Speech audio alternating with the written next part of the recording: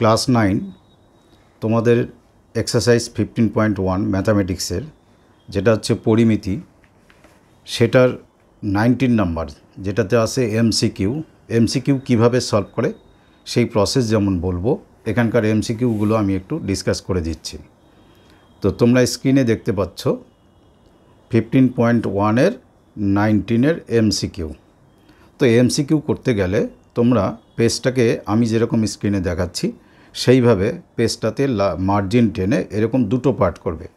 এই বাঁ দিকের অংশে মোটামুটি 25% রাখবে, আর ডান দিকের অংশে বাকি 75% জায়গা এখানে রেখে দেবে। দেওয়ার পর এখানে লিখবে আনসার, আর এখানে লিখবে ক্যালকুলেশন অথবা রাফ, যে কোনোটা লেখা যায়।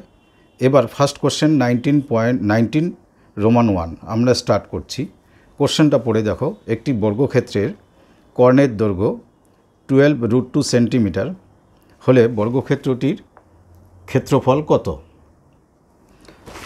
তো এমসিকিউ কথার মিনিং হচ্ছে এখানে এক একটা কোশ্চেনের মার্কস থাকে 1, তাই যত শর্টে যত সংক্ষেপে, এখানে একক যদি বাদও যায় কোনো সমস্যা নেই, কিন্তু সঠিক উত্তরটি নির্বাচন করে সেটি এই আনসারের জায়গায় এখানে লিখে দিতে হবে। তো এখানে আমরা বর্গক্ষেত্রের বাহুর দৈর্ঘ্য ধরলাম এ। অ্যাকচুয়ালি এ একক লিখতে হয়, এত কথা না লিখলেও চলবে। তো কর্ণ ইকুয়াল টু কী হবে? কর্ণ ইকুয়াল টু তোমরা জানো a√2। এখানে একক না লিখলেও চলবে, আমি কথাগুলো বলছি, এত সব না লিখলেও হবে। তো আমাদের a√2 ইকুয়াল টু দেওয়া আছে 12√2। এই যে দেখো কর্ণের দৈর্ঘ্য 12√2। তো যদি বোথ সাইড √2 কাটি, a ইকুয়াল টু 12, তাহলে a square equal two 12 square. 12 square মানে কত? 144। তোমরা অপশানে গিয়ে দেখো কত নম্বরে আছে 144, বি নাম্বারে। এখানে লিখবে বি, ক্লিয়ারভাবে বি, শুধু বি লিখে ছাড়লে হবে না, লিখতে হবে 144। এবং কোশ্চেনে যদি বর্গ সেমি লেখা থাকে তাহলে তোমরা নিশ্চয়ই লিখবে, না হলে লিখবে না। যেরকম কোশ্চেনের অপশানগুলোতে দেখা থাকবে সেটাই লিখবে, তবে পুরোটা লিখবে। ব্যাস, এই হলো পদ্ধতি।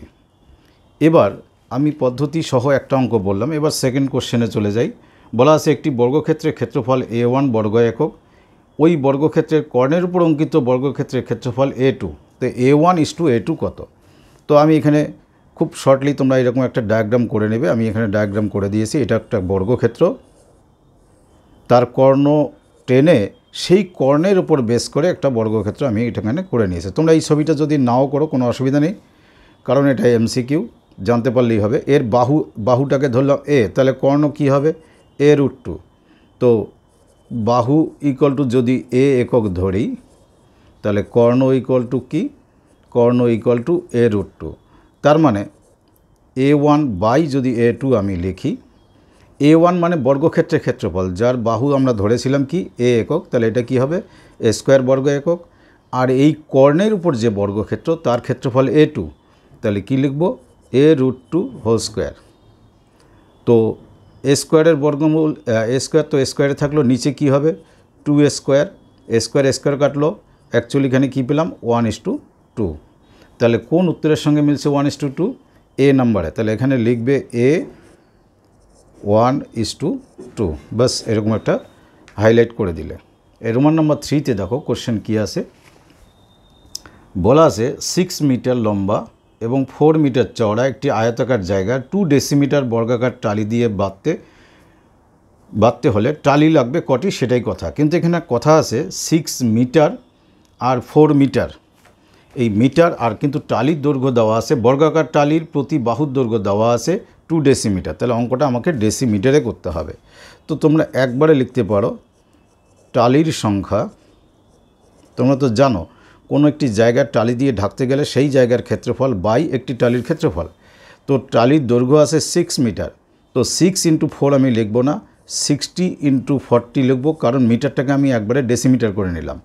আর একটি টালির বর্গাকার টালির বাহুর দৈর্ঘ্য আছে 2 ডেসিমিটার। তাহলে এটাও ডেসিমিটার, এটাও ডেসিমিটার, এটাও ডেসিমিটার।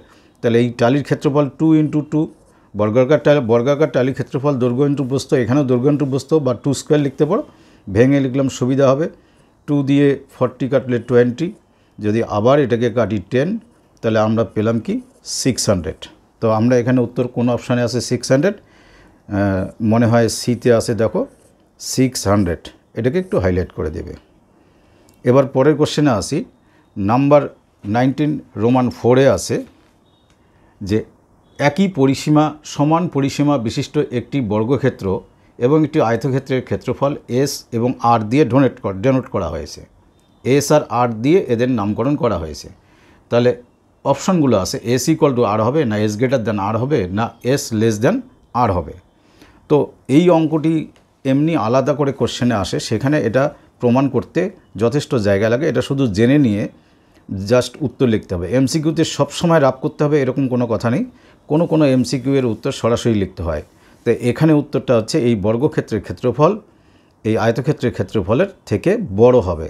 তো এটা যদি আর দিয়ে ডেনোট করা আছে, এটা এস দিয়ে, তাহলে এস গ্রেটার দ্যান আর হলো, তাই option B S greater than R লিখে দেবে। এবার রোমান নাম্বার 5-এ বলা আছে যে একটি